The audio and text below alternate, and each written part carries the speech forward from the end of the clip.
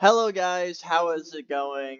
You know the drill. Welcome to my series of ranking different nerf lines. Today we're looking at dragon power. We're actually looking at all the D&D things nerf has released in some sort of line, because there's two lines which have like three blasters each, so I combined them into the new dragon power. Ooh, that's already dead, which is crazy. It didn't even see the light of day.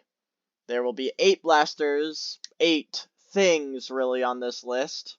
And if you like this type of content, I have many other rankings on my channel. So let's just get started with this very, very interesting failed idea that Nerf really didn't even try on. At 8.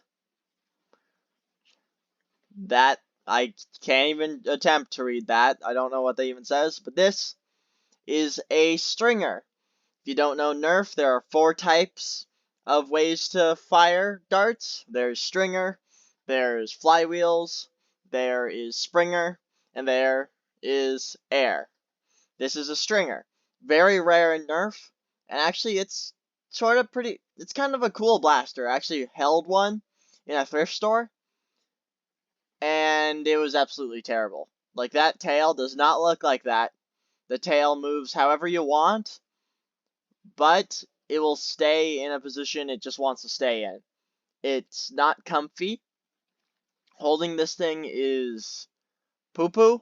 The handle is not good at all. It's just a circle with a trigger on it, and it's a stringer, so you just prime it back, you load a dart in it, pull the trigger on the weird handle, it fires. It's supposed to go on your arm, but it's just not comfy, and it's just, ergonomics are weird and terrible. It's an interesting blaster, but failed on a lot of aspects. Like, also, why couldn't it just fire out of its mouth? Why couldn't the dart storage be in its mouth? Because this thing does not have dart storage, all that I know. But this thing is just not good. It looks cool, and that's about all it gets. Yep, this thing's 8th. Let's move on to 7th, shall we? 7th is the fire shot. This thing is a one-shot T-pole blaster. It's interesting looking. Why is it 7th? First of all, it is just one shot, but it has decent performance. But the dart holders, I don't even know what they were thinking. Each of the fins on the bottom, you see how they're slightly rounded for a dart? Those would be just easy to knock out.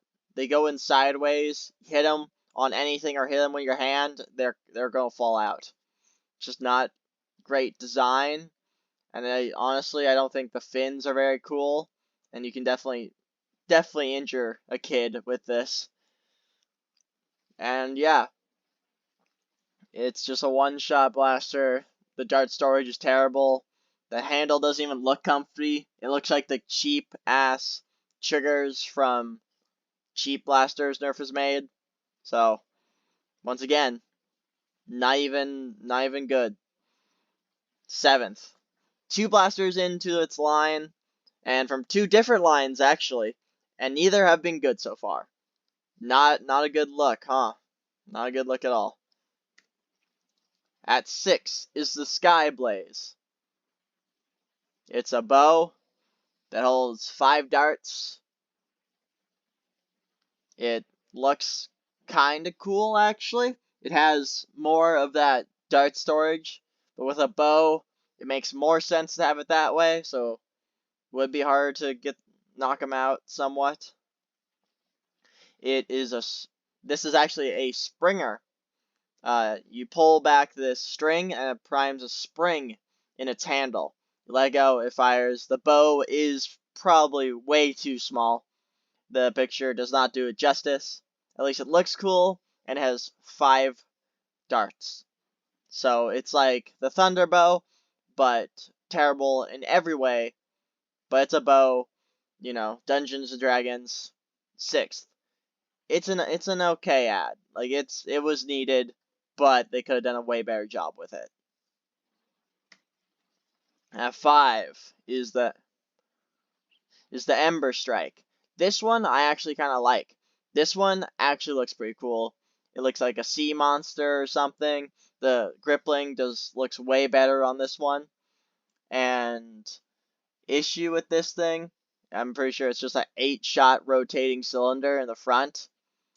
And there's a little area. The stock has a little opening for darts, but the opening's so, like, it's just loose darts. So it's just not good to hold darts at all. And then on the stock, in the inner part where the trigger is, where the handle is, like that stock inner area, why is there a fin there? That just seems like that's going to hurt your wrist. That's not good design. The stock also goes up, which could feel good, but for this one, I just think it's going to make it feel weird because it's kind of a straight blaster. Why does it raise like that? And also the priming thing doesn't look like it has that much to grab on. The shotgun prime, I would like a little bit more to grab onto, especially something that's probably kind of wide. And yeah, I don't know if it has slam fire. It probably doesn't, but it is a shotgun prime. Still, those bad handles with I still think that's a crappy trigger.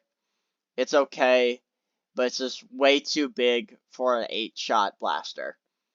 It's cool, but at least make it mega or more ammo. Like, nerf, you can do better than this. It's cool, but yet again, it's just not a great blaster. And I do like this thing, don't get me wrong. I do like it, but it's just not good. It's not great. It's meh at best.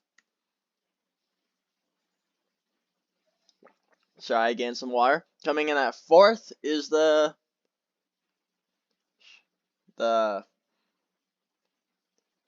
this thing. This is just a jolt, but this is actually a bigger jolt, so even more to grab onto, and is just a one-shot T-pull blaster. The T-pull actually looks very comfy to prime down.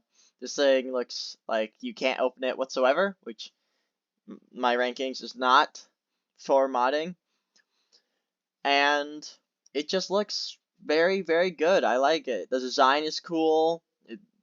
This is a bigger kind of shell on it, bigger than the nerf micro shots. It's actually bigger than that, and it just has a lot of room on it, and I like it. And the thing is, with that little front thing on the front of the barrel, I don't think this is based on a jolt. I think this is based on the cheap version of the jolt that came out. I forget what it was called, but that jolt could already take a brass barrel. You could already put a brass barrel in it because the barrel diameter was slightly bigger than a normal one. So you could already put brass in it. So this one is just cool, and it has a lot of modding hope with at least the barrel. And yeah, it's just cool looking. It's a jolt. It's mid. It's pretty much just, it's mid. Jolt means it's just okay. It's useful sidearm. That's about it. Cool looking. 3rd is the Great Axe. Why is this only 3rd and not 1st? And why is there melee weapons on my list? Well, I don't really care. It's my list. I do what I want. Why is this 3rd? That's because there's not a lot of foam on this. The actual foam part is only the bladed area, like the gold. All the gold area is foam, and some of the gray up top is foam, but the entire handle is plastic. That piece at the very top holding the actual foam part on is plastic. Just swinging this at someone, you have to be careful, and of course you're buying this for like a kid or something, and stuff will not end well, and because it's plastic, it's actually probably going to break a lot easier. It's just too much plastic on this foam axe, and I have the Marauder sword and all that stuff, so I know what Nerf can do with foam weaponry. And this is just not it. It's plastic, too much plastic. Cool looking, but there's just too much plastic. Third. Second is the Raycor. This thing, hear me out on this one. This thing went on sale everywhere. Everywhere I went, this thing was on sale. I picked one up, and it has more than what it looks. It's actually pretty nice. It's just a two-shot jolt that's really big, and it's actually not bad. The handle's not bad. How it fits in your hand as long as you put it in the right hand. Sorry, lefties and stuff like that. It just feels nice. Like it's made to be there. It's not perfect, but it's nice. Trigger looks weird, but trigger's actually just fine, nothing bad, and it's just a two-shot jolt. And they're really cool design, and it works. It's decently powerful. I actually did a 100-yard challenge on this one, and it's just nice. I like it. It works, does what it's supposed to do, and I'll give it second. This is the best blaster that D&D made, and it's not the best, yes, but this is the best D&D made. And I am sorry, people who like D&D and Nerf, because this is the best. Sorry about that, but this is still a mid blaster, but it's the best out of the bunch. It's cool, easy to sling. You could literally just put a belt on it if you wanted to, and it would just be nice. It's a nice blaster. I like it. I think it's comfy. Second.